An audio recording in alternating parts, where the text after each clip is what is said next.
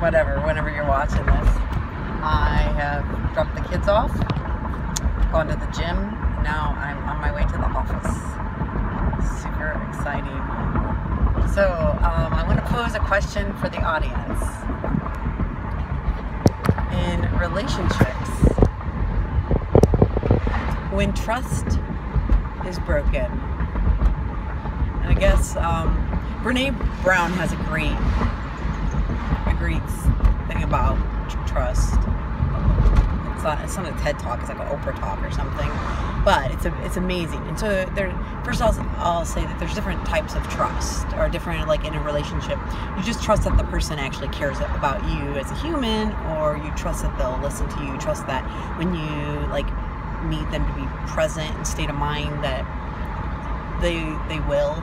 Usually, I mean, we're still all human. It's like you trust that they would not intentionally do things to hurt you. So in relationships, trust gets broken. Like, it's just a part of life. And so I guess the stages or the steps to take to rebuild trust is accountability, creating a space for the person who was harmed to experience their hurt.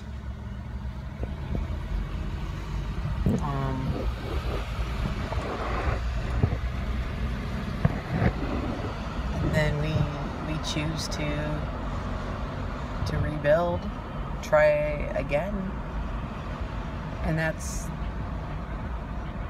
what relationships are. I mean, I don't know. I guess it's anyone, and I'm thinking of like coupling, like with your partner.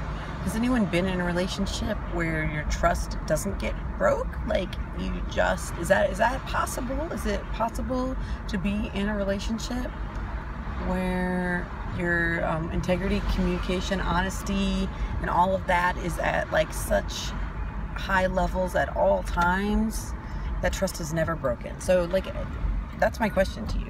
Has anyone experienced that? I have not. I've not experienced it, or nor have I given it. Like, I'm not. So, let me know what you think. Planetarium. This is like a mini IMAX theater. We can put an entire class of students in there. Our current program that we're looking at for our planetarium is something called Body Code. And it shrinks people down to the size of a very small molecule, and they get to go through all the systems of the body. And we recently had that previewed, and this one little girl comes out, she goes, "I have an amazing brain." And it's like, yes, honey, you really do. So, stuff going on in local community here in Elkhart. There's a community center called Tolson, and there's word, I don't know officially, that Tolson's on the chopping block from our city budget. It's a local community center. I don't know if that's true or not. I did talk to a local city council person who said it is planned for the budget next year, and recommended to everyone in the county to either come to the city council meeting, or write their council people, call their council people, or call the mayor and let people know what Tolson means to you and why. Like, if you, whatever your opinion is, like, should this be part of the city budget? One direct challenge is the fact that the city is spending, I think, millions of dollars on the parking lot, on a for-profit housing development for wealthy people, and the natatorium, which is also priced at a rate that's not actually a community center, but only to be used by people that have expendable income. I've heard $70 a month, which isn't a realistic. As a middle-class person, $70 a month is a lot to me to go to a natatorium. So I'm going to say that it is not priced in a way that is realistic, and it's exclusive is what it is, as is the housing development and some parking garage. So if our city tax dollars are going into to help for-profit businesses get wealthier, find more parking, which I assume that's more long-term because we surely don't need parking right now, and again, like an exclusive natatorium, then maybe some of that money could actually be sent to a community center that hundreds of kids have gone there for years and years. It has a rich history of doing great things for community kids, and it matters. It matters, and that place has the ability to touch many lives. And so if you have gone to Tolson, been a part of it, we recommend that you come next Monday to the city council meeting, write the council people or the mayor, and share what you think. Hey folks, so we just got to South Bend for the Solidarity with Charlottesville walk. I should have brought my sunglasses. I didn't realize it was still sunny out, but we're walking over there right now, and we'll do some feed from there when we get there. Because this is emotional. This is about the Charlottesville Solidarity. This is why we're here.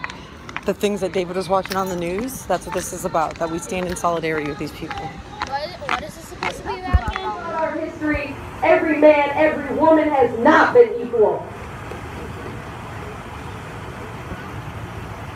Thank you.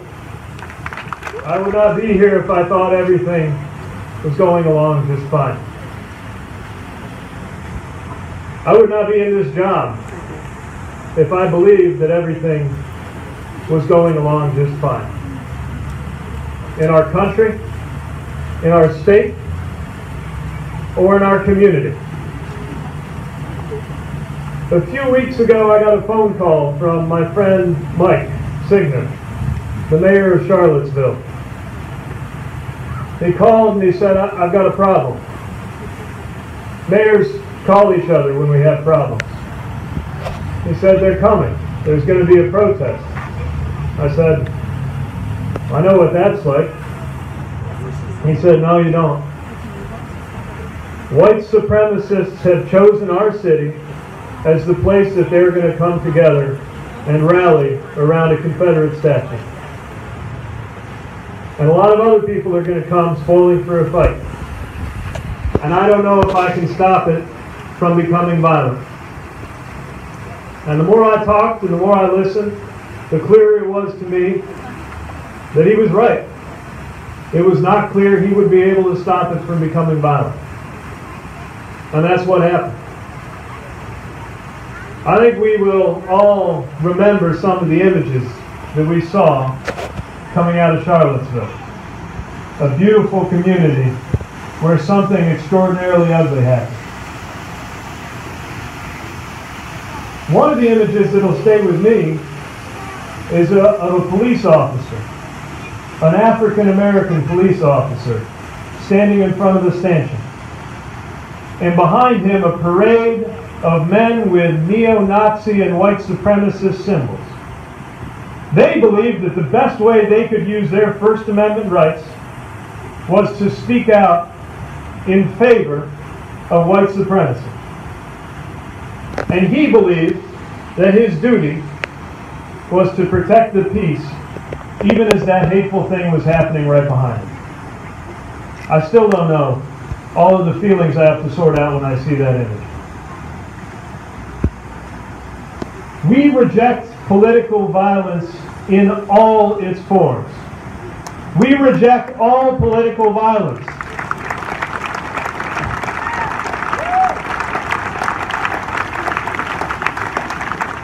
And we reject any attempt to draw a moral equivalency between people who stand up in favor of racism, intolerance, and bigotry, and people who come to stand up to them.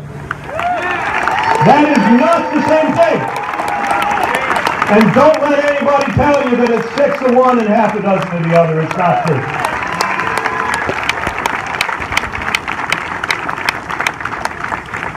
It is bad enough that some of those numbers we heard are true. Not only in our country, but in our community.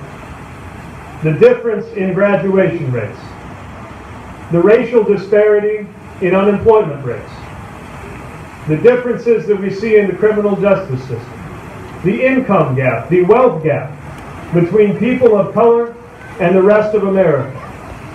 That is bad enough without some people deciding they would like to keep it that way. It is hard enough for those of us who are trying to change it. trying and sometimes failing, without having to deal with people who think it ought to stay right the way it is, that is wrong.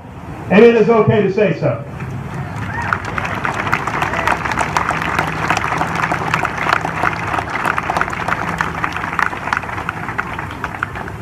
We will stand up to anybody who says it's okay for one race to be privileged over another. We will stand up to anybody who says that the people who have been historically kept down ought to stay that way. We will stand up to anybody who can look at the history of racism and Nazism and see anything but something that belongs in the dustbin of history.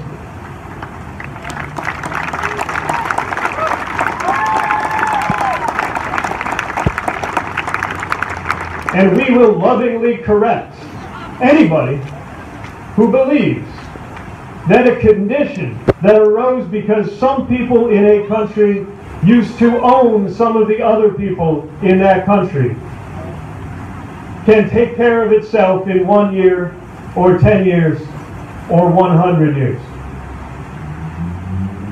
Ostensibly, that hateful march was about a symbol, a Confederate statue, whose function was not to remember history, but to honor something that was wrong in history, which is why it had to come down.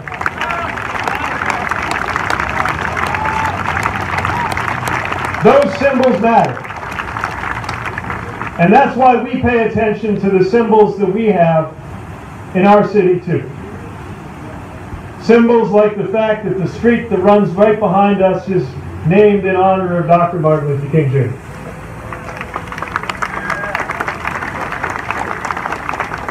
Dr. King, who said that injustice anywhere is a threat to justice everywhere. Dr. King, who said that the measure of a man is not where he stands in times of comfort and convenience, but in moments of challenge and controversy. Dr. King, who reminded us that darkness cannot drive out darkness, only light can do that.